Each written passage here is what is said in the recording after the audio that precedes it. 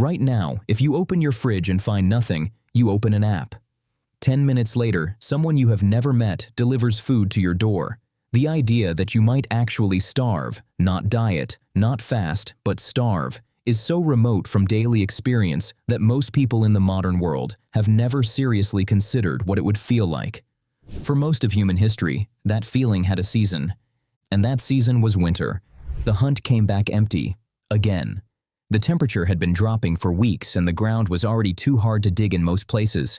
The berries were long gone, the nuts were eaten, the fish had moved to deeper water. The band had 23 people, including children and elders who could not hunt, and the question of what to eat tonight, and tomorrow night, and the night after that, was not abstract. It was the only question that mattered. This is not a video about what ancient humans ate when times were good. The evidence for that is well documented. They ate meat, tubers, fruits, fish, gathered plants. What almost nobody talks about is what they ate when all of that was gone, when the landscape had nothing left to offer and the cold was not going to stop.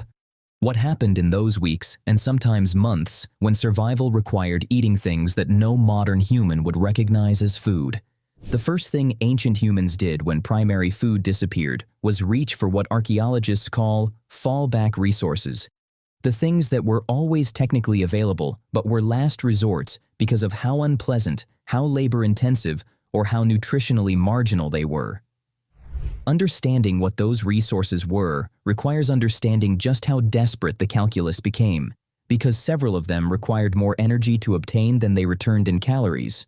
You ate them anyway because the alternative was nothing. Bone marrow was the first emergency, not fresh marrow cracked at a kill site. That was ordinary food. The emergency version was something different. At Qesem Cave near Tel Aviv, a site occupied by early humans between 400,000 and 200,000 years ago, archaeologist Dr. Ruth Blasko of Tel Aviv University and Professor Ron Barkawai found deer leg bones stored intact with the dried skin still sealed over them, preserved for up to 9 weeks. The skin acted as a natural container, locking the marrow inside long after the meat was gone. When there was nothing else, those stored bones were retrieved and cracked. The marrow inside was still viable. Professor Barkey called them cans. They were, precisely, a winter food cache, prepared in autumn when hunting was good, preserved against the weeks when it would not be. This is the oldest known evidence of deliberate food storage in the archaeological record. The people at Qesem were not improvising. They had done this before.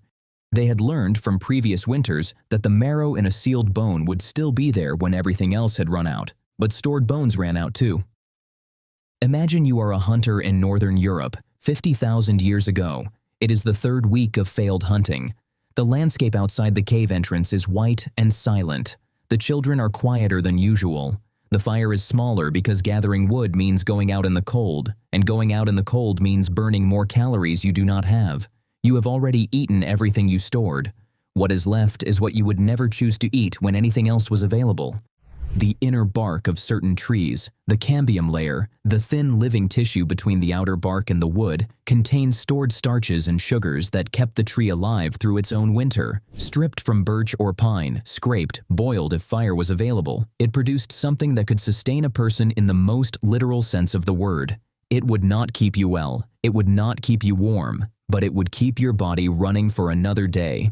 Evidence for bark consumption appears across multiple prehistoric cultures and environments. It bought time. In the calculus of winter survival, time was the only currency that mattered. Lichens. The gray-green crusts covering rocks and tree trunks in cold northern landscapes contain carbohydrates, not high-quality ones, and certainly not pleasant, but bioavailable under extended cooking. Indigenous Arctic populations documented by ethnographers in the 19th and 20th centuries described emergency consumption of lichen during starvation periods, boiled to reduce the bitter acids, eaten with whatever fat was available to make them tolerable. There is no direct prehistoric evidence with the same specificity, but the distribution of lichen across exactly the landscapes where Ice Age humans lived, combined with the known ethnographic patterns, suggests this was not a modern invention. It was knowledge that went back as far as the winters did. Insects and larvae were not a last resort. They were a known managed resource, available year-round in ways that large game was not. Grubs in rotting wood, larvae under bark, termite mounds. All of these yielded fat and protein in quantities that could make a meaningful difference over days of low food intake. The problem with insect evidence in the archaeological record is that insects leave none. They do not fossilize, they leave no marks on stone tools, they produce no bones. But the ethnographic record of every hunter-gatherer population studied in detail across Africa, Australia, and the Americas documents insect consumption as a reliable fallback during lean periods. The knowledge of where to find them in winter, under specific bark, in specific soils, was part of the same accumulated ecological library that knew which tubers were safe and where the deer had been last year. What the body did during all of this is its own form of survival technology. Within the first 24 hours without food, liver glycogen is depleted. Within 2 days, the body shifts into ketosis, burning fat stores and producing ketone bodies the brain can use as fuel in place of glucose. Muscle mass is preserved as long as fat lasts. Researchers studying this response have noted something that looks almost deliberate. The body was built for this, not by design, but by selection pressure applied across hundreds of thousands of years of exactly these winters. The human starvation response is more sophisticated than that of any other primate. Chimpanzees deteriorate quickly under food deprivation. Humans can maintain meaningful cognitive function for weeks under near-total caloric restriction, which is precisely what winter in the Pleistocene sometimes required. And when the food ran so critically short that even this biological buffer was failing, the band faced a calculation that had no good answers, only less bad ones. Studies of contemporary hunter-gatherer populations document something ethnographers rarely make explicit, but the data consistently reveals. Caloric distribution during scarcity was not equal. The hunters were fed first because without them, the group could not recover when conditions improved. Nursing mothers came next because infants who lost their milk source died within days. Children old enough to forage, as young as 5 or 6 in documented Hadza communities, often contributed meaningfully to their own calories even in winter, foraging insects and small resources adults overlooked. It was the very old and the very young who bore the sharpest edge of a winter that would not break. Skeletal analysis of prehistoric populations consistently shows the highest rates of stress lesions, the Harris lines pressed into bone by episodes of severe nutritional deprivation, in children under the age of 5. Those lines are a record of every winter a body survived. The bones of children who did not survive simply were not there to read. And then there is the evidence that nobody wants to look at directly. At Moula-Guercy Cave in France, archaeologist Alban Dufleur excavated Neanderthal bones bearing cut marks and fracture patterns identical to those on the animal bones processed for food at the same site. The defleshing, the marrow extraction, the same sequence applied to prey applied here to people. At El Sidrón in Spain, more than a dozen Neanderthal individuals showed evidence of skinning and dismemberment. Whether these acts came from starvation alone, from ritual, or from some combination that had no clean modern equivalent, the bones do not say.